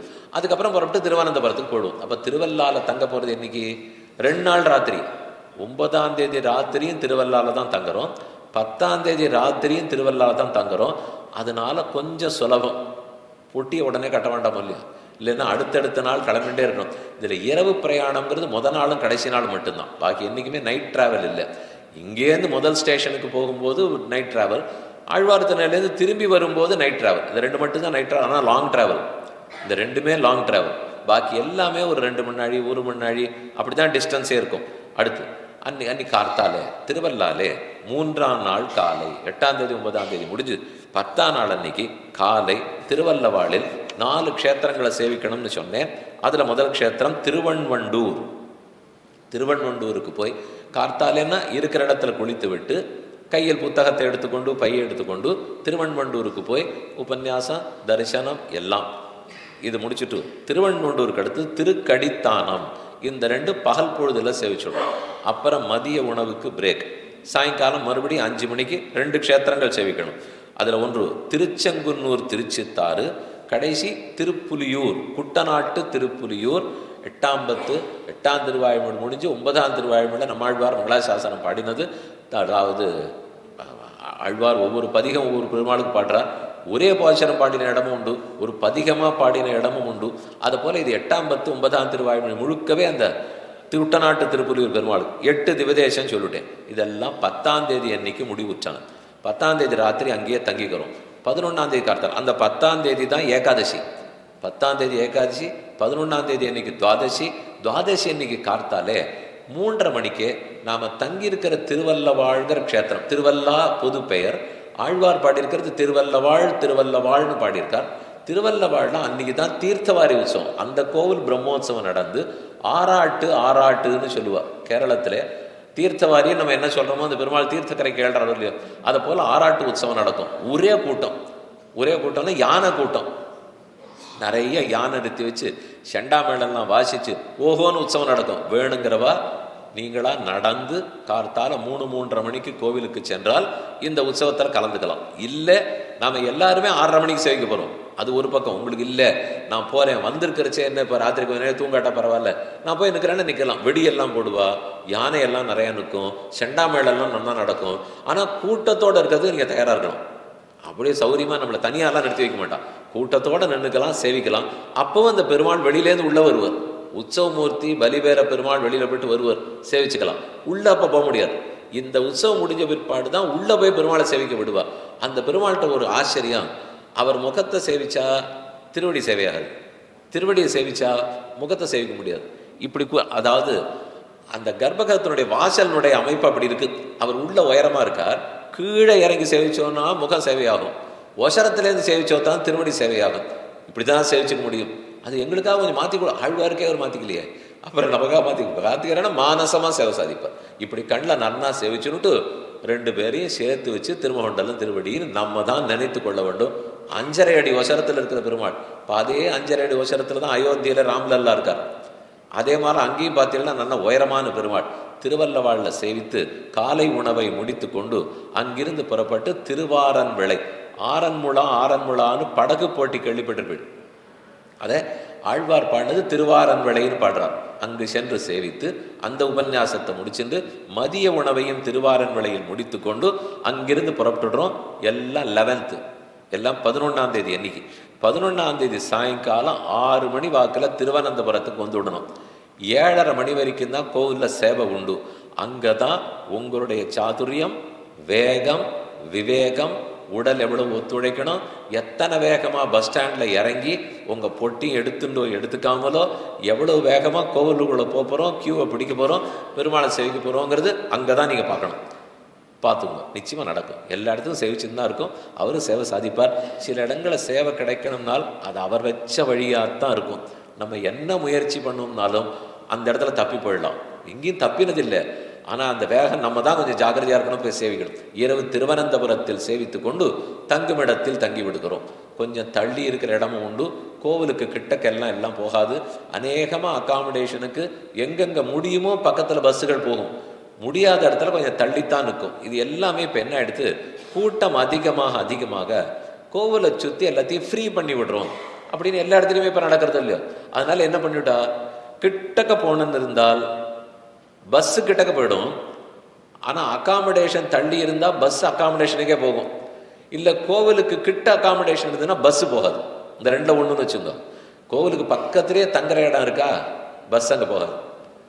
ஆனால் ஒரு லாபம், தங்குற இடத்துலேருந்து சட்டுன்னு கோவிலுக்கு போயிட்டு வந்துடலாம். முதல் தரம் போகிறச்சே மட்டும்தான் கட்டமாக இருக்கும், அப்புறம் மட்டும்தான் போயிட்டு வந்துடலாம். ஆனால் அதே தள்ளி இருந்ததுன்னா பஸ்ஸு அகாமடேஷனுக்கு போயிடும். ஆனால் நான் நடந்தோ ஆட்டோவை பிடிச்சிருந்தோ தான் பெருமாள் சன்னதிக்கு போய் ஆகணும். இந்த கட்டம் இருந்தால் அந்த கட்டம் வாழ்க்கையே அவ்வளோதானே. இது இருந்தால் அது இருக்க போகிறது, அது இருந்தால் இது இல்லை அப்படிங்கிறத பார்த்து அட்ஜஸ்ட் பண்ணிங்க. திருவனந்தபுரத்தில் சாயங்காலம் சேவிச்சுட்டு ராத்திரி அங்கேயே உணவருந்து விட்டு தங்கி விடுகிறோம். காலை எழுந்திருந்து அவரவர்கள் 3 மணி சேவைக்கே நீங்கள் போகலாம், 6 மணிக்கு சேவைக்கு போகலாம். எது வரைக்கும் சேவிக்கிறீங்களோ சேவிங்கோ. ஆனால் எல்லாருக்கும் 7 மணிக்கு காலை உணவு, 7:30 மணிக்கு பஸ்ஸு கிளம்பிடும். அதுக்குள்ளே நீங்கள் அவசரமாக போங்க. நிர்மாலய சேவைக்கு போகிறவா போகலாம். கார்த்தாலேயே 2 சேவை இருக்குது. 3:30 மணிக்கு சேவை இருக்குது, 5 மணிக்கு சேவை இருக்குது. அந்த 2த்துக்குள்ளே ஒரு தடவை சேவிச்சுக்கும். முதல் நாள் சாயங்காலம் ஒரு தடவை சேவிக்கும், மறுநாள் காலை ஒரு முறை தரிசிக்கவும். 7:30 மணிக்கு எல்லா பஸ்ஸும் புறப்படும். அந்த கோவிலேருந்து ஒரு 300 மீட்டர் தொலைவில் ஒரு ஆச்சரியமான ஸ்ரீ ராமானுஜ விக்கிரகம் எழுந்துருள பண்ணப்பட்டிருக்கு. அதை ஸ்ரீமத் வேதமார்க்க பிரதிஷ்டாபனாச்சாரியராய் பரமஹம்ச பரிவ்ராஜகாச்சாரியராய் எழுந்துருள் இருக்கும் யதுகிரி யதிராஜ ஜியசுவாமி, நாராயண ராமானுஜ ஜியசுவாமி, மேல்கோட்டை ஜியசுவாமி பெங்களூரில் மல்லேஸ்வரத்தில் எழுந்துருள் இருக்கிறார். அந்த சுவாமி இங்கே பிரதிஷ்டை பண்ணியிருக்கார். அவர் அகமதாபாத்தில் பண்ணியிருக்கார், வடக்க காஷ்மீரத்தில் பண்ணியிருக்கார், இதை போல பல இடங்களையும் பண்ணியிருக்கார். ஒரு 300 மீட்டர் தொலைவிலே அந்த சுவாமி இருக்கார். நடந்து தான், வண்டியெலாம் இல்லை, வேணுங்கிறவா முடிந்தவர்கள் நடந்து போய் ஆனந்தமூர்த்தி ஸ்ரீ ராமானுஜருடைய ஆனந்தமூர்த்தியை சேவித்து கொண்டு வரலாம். அப்புறம் கடைசியாக அங்கிருந்து புறப்பட்டு 12ஆம் தேதி அன்னைக்கு திருவனந்தபுரத்திலேருந்து கிளம்பி திருவாட்டாறு ஆதிகேசவ பெருமாள், ரொம்ப பெரிய சயனம். இந்த பெருமாள் அந்த பெருமாளும் ஒரே மாதிரி சயனம். ஆனால் இவர் தலை வச்சிருக்கிற பக்கம் அவர் காலை வச்சுருப்பார், அவர் திருவடி வச்சிருக்கிற பக்கம் இவர் தலையை வச்சுருப்பார். அடியவங்களுக்கு ஒரு பாக்கியம் கிடைச்சது. நம்ம ட்ரஸ்ட் மூலமாக கிட்டத்தட்ட 430 வருஷம் கழித்து அந்த கோவிலுக்கு திருப்பணி பண்ணி சம்பிரோக்ஷணம் பண்ணக்கூடிய பாக்கியம் கிடைச்சது. இப்போ தான் 3 வருஷத்துக்கு முன்னாடி அது நடந்தது. பெருமாள் ரொம்ப ஆச்சரியமாக எழுந்துள்ளி இருக்கார். நிதானமாக சேவிக்கலாம். திருவனந்தபுரத்துலையாவது கூட்டம் இருக்கும், திருவாட்டாரில் அப்படி கூட்டம் இருக்கார். ஆனால் அதே அழகாக பெருமாள் எழுந்திருப்பார். சேவித்துக் கொள்வோம். பகல் பொழுது அங்கே தான் இருக்க போகிறோம். உபன்யாசம் முடிந்து மதிய உணவையும் முடித்து கொண்டு அங்கிருந்து ஒரு 3 மணிக்கு கிளம்பிடுவோம். கிளம்பி கடைசி திவதேசம் திருவன்பரிசாரம். அது போகிற மார்க்கத்திலே இருக்குது, நாகர்கோவில் போகிற வழியில் இருக்குது. திருவன்பரிசாரத்தில் போய் இறங்கி பெருமாளை சேவித்து கொண்டு, அங்கே வேற ஒன்றும் இல்லை, தங்க போகிறதுல எதுவும் இல்லை, அங்கே உணவும் இல்லை. சாயங்காலம் திருவன்பரிசாரத்தை சேவிச்சுட்டு 5:30 மணிக்கிட்ட அங்கே கிளம்பிடணும். 3 மணிக்கு கிளம்பினா 4 மணிக்கு திருவன்பரிசாரம், 4லேருந்து 5:30க்குள்ளே சேவிச்சு முடிச்சிடணும். 5:30 மணிக்கு கிளம்பினா தான் 7:30 மணிக்கு ஆழ்வார் திருநகரிக்கு போக முடியும். 8 மணிக்கு ஆழ்வார் திருநகரில் சாத்திடுவா. அதனால் 7 மணியிலேருந்து உள்ளே போனால் தான் 7 8க்குள்ளே சேவிக்க முடியும். இதில் ஒரு லாபம் இருந்தது. முன்னாடிலாம் போகிறச்சே மாசி உற்சவம் நடந்திருந்தது. இந்த வருஷம் ஆழ்வாருடைய மாசி உற்சவம் முந்தா நாள் முடிஞ்சு போச்சு. அதனால் அந்த மாசி உற்சவமாக இருந்தால் நீங்கள் 9 9:30 வரைக்கும் போயிட்டு இருக்கிறச்சே கூட இருப்பா. இப்போ உற்சவம் இல்லையா, கோவிலை சாத்திடுவா. அதனால் 8 மணிக்குள்ளே நம்ம போய் ஆழ்வாரை சேவிச்சுக்கணும். அது ஒரு வேளை நேரமாகி விட்டால் அங்கே சேவிக்க முடியாத போயிடும். அந்த மாதிரி இல்லாமல் சீக்கிரமாக கிளம்பி சேவித்து கொண்டு இரவு உணவை முடித்து கொண்டு 9 மணிக்குள்ளே பஸ்ஸுகள்லாம் புறப்படும். அவரவர் இடத்துக்கு மறுநாள் காலை போய் சேரலாம். இதுதான் நிகழ்ச்சி நிரல். இது பஸ்ஸுகளை பற்றி சொல்கிறேன். எல்லாமே ஏசி, புஷ்பேக்கு, லக்ஸுரி பஸ்ஸு தான் ஏற்பாடு பண்ணியிருக்கோம். கடைசி சீட்டில் மட்டும் நீங்கள் அட்ஜஸ்ட் பண்ணிக்கணும். ஏன்னா லாஸ்ட்டு சீட்டுங்கிறது பெஞ்ச் சீட்டாக இருக்கும். 5 பேர் இருக்கிற சீட்டு இல்லையா, முடிஞ்ச அளவுக்கு அதில் குறைவாக தான் போட்டிருக்கோம். 5 பேரும் போடலை. இருந்தாலும் யாரெல்லாம் வயசானவர்களோ அவர்களுக்கு அந்த பின் சீட்டை கொடுத்துடாதீங்க. வயசானவர்களுக்கு முன் சீட்டை கொடுத்துட்டு இளைஞர்களாக இருக்கிறவா பின்னாடி உட்காந்துங்க. ஒன்றும் டிஸ்டன்ஸ் ட்ராவல் இல்லையே, ஒரு தரம் போகிறது கடைசி வர்றது தானே. இதில் இந்த சீட் அலோகேஷன்றது எங்கேயும் நம்பர் கிடையாது. பஸ்ஸு நம்பர் உண்டு, பஸ்ஸுக்கு பேர் உண்டு. நீங்கள் 40 பேர் அந்த பஸ்ஸில் தான் போகணும். ஆனால் அந்த பஸ்ஸுக்குள்ளே சீட் நம்பர் போடலை. அது நீங்களாக பார்த்து உங்கள் வாலண்டியர் அலோகேட் பண்ணுவார். வாலண்டியர் பண்ண போகிறது ஒன்று பஸ்ஸு நம்பர் பார்த்து வச்சுப்பார், இந்த பஸ்ஸு கவர் தான். உங்களுக்கு ஃபோன் பண்ணி கன்ஃபார்ம் பண்ணிவிடுவார். ஒவ்வொரு க்ஷேத்திரத்துலேயும் எங்கே தங்க போகிறீர்கள், எந்த ரூமில் யார் இருப்பீர்கள், அவர் தான் அலோகேட் பண்ணுவார். தரிசனத்துக்கு எப்போ போகணும், எங்கே க்யூவில் நிற்கணும், சேவிக்கணும், அவர் தான் பண்ணுவார். உபன்யாச நேரம் எப்போதுன்னு பார்த்து கொண்டு உட்காத்தி வைக்கணும், அது அவர் தான் பண்ணுவார். மற்றபடிக்கு உங்களுக்கு என்ன தேவை இருந்தாலும் சொல்லலாம், அது வரைக்கும் தான் அவர் செய்வாரே தவிர அவர் எல்லாருடைய பொட்டியும் தூக்கி இறக்கி அதெல்லாம் அவரால் பண்ண முடியாது. இன்னொன்று ஞாபகம் வச்சுங்க, நமக்கு தெரிஞ்சதை விட கொஞ்சம் அவர் கூட தெரியும். அதுக்குன்னு அவர் சர்வேஸ்வரன் இல்லை. அவருக்கு என்ன தெரியுமோ அதுவரை தான் அவருக்கு தெரியும். அவரிடத்திலையும் பண்போடு பேச வேண்டும், சக யாத்திரிகர்களிடத்திலையும் பண்பும் பணிவுமோடு தான் பேச வேண்டும். இது வாலண்டியர்ஸ் உங்களுக்கு பண்ணக்கூடிய உதவி.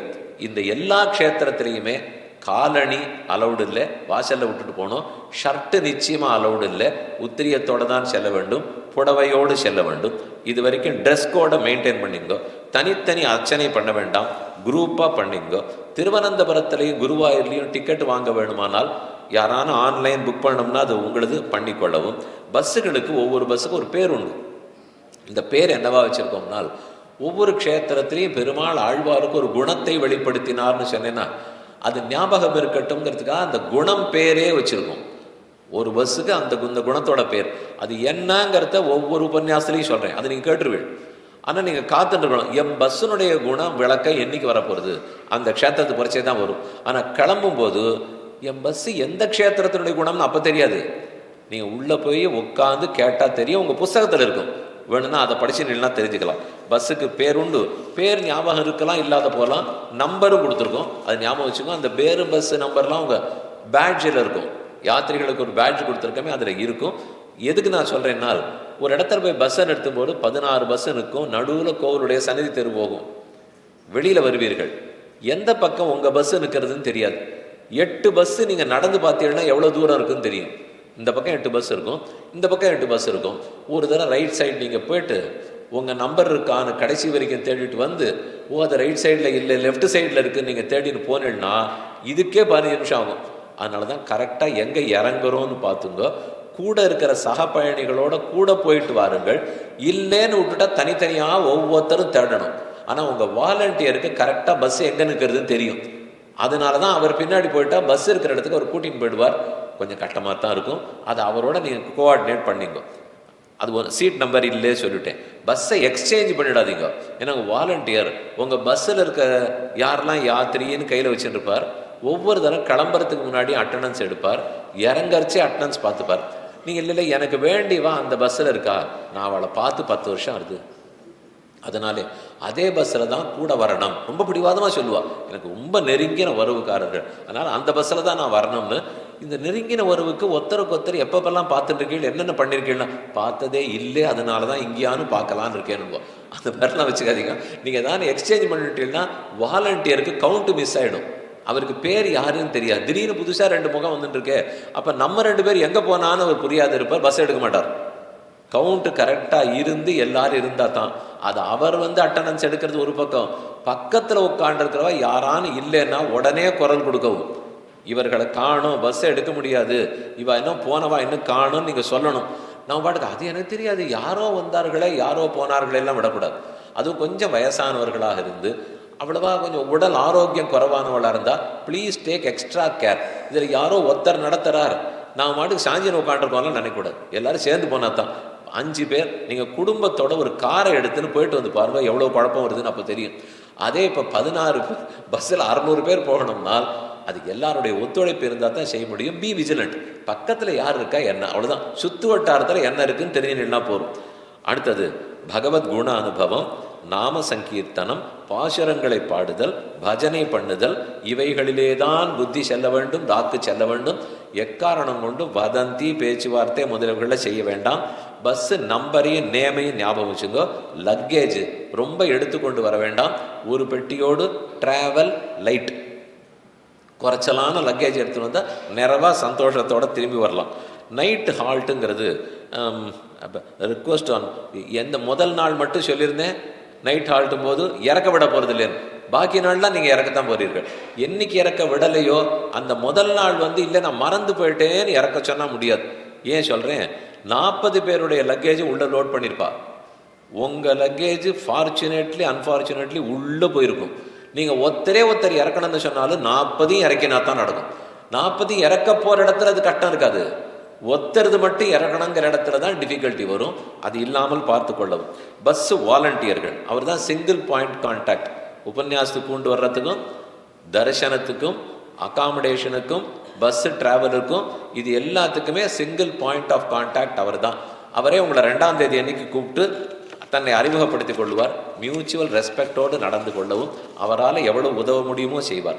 இது தவிர யாத்ரி சேவா குரூப்னு எங்கெங்கே யாத்திரைக்கு போகிறோமோ அந்த இடத்துல ஒரு கோட்டியார் வருவார். நம்ம போகிறதுக்கு முன்னாடி அவர்கள் ஒரு 2 நாள் முன்னாடி அங்கே போய் இடத்தெல்லாம் நாங்கள் தங்குற இடத்தெல்லாம் பார்த்து எங்கே தளிகை சமையலோ அந்த இடத்தெல்லாம் ஏற்பாடு பண்ணி வச்சு அதுக்கு வேண்டிய தயாரெலாம் பண்ணி வச்சுருப்பார். லோக்கல் டிராஃபிக் போலீஸை பார்க்கணும், நம்ம எங்கே போய் பார்க் பண்ணணும். 16 பஸ்ஸு திடீர்னு பார்க் பண்ணிட்டா ஊரே ஸ்தம்பிச்சுப்படும், சின்ன ஊர்கள். அதனால் அதெல்லாம் அவள் பண்ணிட்டு இருப்பாள். அவர்களோட வாலண்டியர் குரூப்பு கோஆர்டினேட் பண்ணி நடத்திடுவார்கள். இது தவிர கோர் டீம்ங்கிறது ஒவ்வொன்றுத்துக்கும் அகாமடேஷனுக்கு ஒரு ஹெட் இருப்பார், டிராவலுக்கு ஒரு ஹெட் இருப்பார், சாப்பாட்டுக்கு ஒரு ஹெட் இருப்பார். அவரவர்கள் தங்கள் தங்கள் நேரத்தில் உங்களுக்கு கொண்டு கொடுத்துருவார். இதில் உட்கார்ந்த இடத்துல சாப்பிட்ற இடமும் இருக்கலாம், பஸ்ஸில் பிரயாணிக்கும் போது சாப்பிடுவதும் இருக்கலாம். பஸ்ஸு போயிட்டு இருக்கச்சே ஒரு இடத்துல இறங்கி எங்கே தண்ணீர் வசதி இருக்கோ அந்த இடத்துல சாப்பிடுவதும் இருக்கலாம்.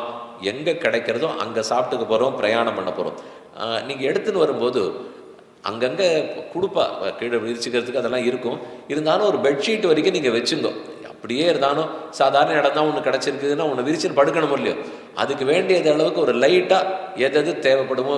அந்த நாளெல்லாம் ஏர் பில்லோன்னு ஒன்று வச்சுப்பா, ஊதினா பில்லோ ஆகிடும். அந்த மாதிரிலாம் இப்போ இருக்கான்னு எனக்கு தெரியல. அப்படி இருந்ததுன்னா அந்த மாதிரி இருக்கிறத எடுத்துன்னு வாங்கும்.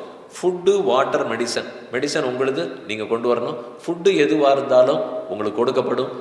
வாட்டரை பொறுத்த வரைக்கும் ஆங்காங்கு சரியான இடத்துல பார்த்து நீங்கள் வாங்கி கொள்ளவும். சாப்பிட்ற இடத்துல தீர்த்தம் வச்சுருப்போம். ஆனால் மற்றபடி ட்ராவல் பண்ணிகிட்டே இருக்கும்போது எது வேணுமோ அந்த வாட்டர் பாட்டில் நீங்கள் வாங்கிக்கோங்க.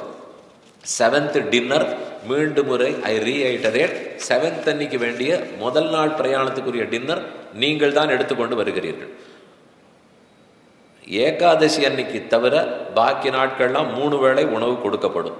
என்னைக்கா இருந்தாலும் இந்த யாத்திரையில் மட்டும் காலங்காலத்தால் சீக்கிரம் ஆரம்பித்து 10:30க்கு முடிஞ்சிடும். ஞாபகம் வச்சுக்கோ. இது 8:30 மணி 9 மணிக்கு ஆரம்பித்து 2 மணி வரைக்கும் போகிறது இல்லை. எதுவும் காலங்காலத்தால் ஆரம்பித்து ஆனால் முடிக்கிறதுனா கோவில் சாத்திடுவா, நமக்கு அப்புறம் தான் உபன்யாசம் ஆரம்பிக்கும். அதனால் ஒன்றும் ரெஸ்ட்டுன்னு நான் சொல்ல வரல, அந்த வேகத்துக்குள்ளே கோவிலை சேவிச்சணுங்கிறதுக்காக சொல்ல வந்தேன். யாரெல்லாம் நீங்கள் டயபெட்டிக்காக இருக்கீங்களோ அதற்குண்டான மெடிசன்ஸோ அதற்குண்டான ஆகாரத்தையோ கையில் எடுத்துக்கொண்டு வரவும். டாக்டர்கள் கூட வரா. அப்படி தேவையாக இருக்கும்னா அவர்களை நாம் சொன்னோம்னா ரொம்ப தேவைன்னா சின்னதாக சிலது இருந்ததுன்னா கூப்பிட வேண்டாம். அப்படி தேவை இருந்ததுன்னா அவள் நம்மளை அட்டென்ட் பண்ணுவாள். இன்னிலேருந்து தொடங்கி யாத்திரை முடிந்து திரும்ப வரும் வரை ஆபதாம் அபகர்த்தாரம் தாத்தாரம் சர்வசம்பதாம் லோகாபிராமம் ஸ்ரீராமம் பூயோ பூயோ நமாமகம் அப்படிங்கிற ஸ்லோகத்தையும் வசுதேவ சுதம் தேவம் கம்சச்சாணூரமர்தனம் தேவகி பரமானந்தம் கிருஷ்ணம் வந்தே ஜெகத்குரும் அப்படிங்கிற ஸ்லோகத்தையும் தினப்படி 108 தடவை சொல்லிக்கொண்டு பிரார்த்தித்து கொள்ளவும் அப்படிங்கிறதையும் சொல்லிக்கிறேன். இதெல்லாம் ஒரு சில விஷயங்கள். இப்போ பிக்கப் பாயிண்ட்ஸ் என்ன, எப்போ போகிறது பிக்கப்னு சொல்கிறேன். சென்னை அசோக் பில்லர், சென்னை அசோக் நகர் அசோக் பில்லர் மதியம் 1:30 மணி 1:30 PM. பெங்களூர் மல்லேஸ்வரம் மதியம் 2 PM. Mysore Columbia Asia hospital junction மாலை 5 மணி. ஹொசூர் ஆனந்த பவன் மதியம் 2 PM. ஈரோடு நேஷ்னல் ஹைவே மதியம் evening 6 PM. Tiruppur national highway evening 7 PM. Srirangam சாலை ரோடு பெரிய பஸ் பார்க்கிங், ஸ்ரீரங்கம் சாலை road bus parking evening 5 PM. Madurai Meenakshi college Sellur road, Meenakshi college Sellur road Madurai evening 5 PM. Salem Nandi circle evening 4:30 PM. Coimbatore Tatabad evening 9 PM. Tirunelveli new bus stand மதியம் 12:30 PM. Tirunelveli கொஞ்சம் சீக்கிரம் கிளம்புறது, கிட்டத்தட்ட அதுதான் முதல்ல கிளம்புறது. அது மத்தியானம் 12:30 PM இது வரைக்கும். ஆனால் இதை டென்டேட்டிவாக வச்சுங்கோ. இதற்குள்ள 2ஆம் தேதி அன்றைக்கி உங்கள் வாலண்டியர் ஃபோன் பண்ணி கன்ஃபார்ம் பண்ணுவார். அதைத்தான் ஃபைனலாக நீங்கள் வைத்துக்கொள்ள வேண்டும். இப்போது உங்களுக்கு 10 நிமிஷம் டைம். ஏதாவது சந்தேகங்கள் இருந்தால் நீங்கள் கேட்கலாம்.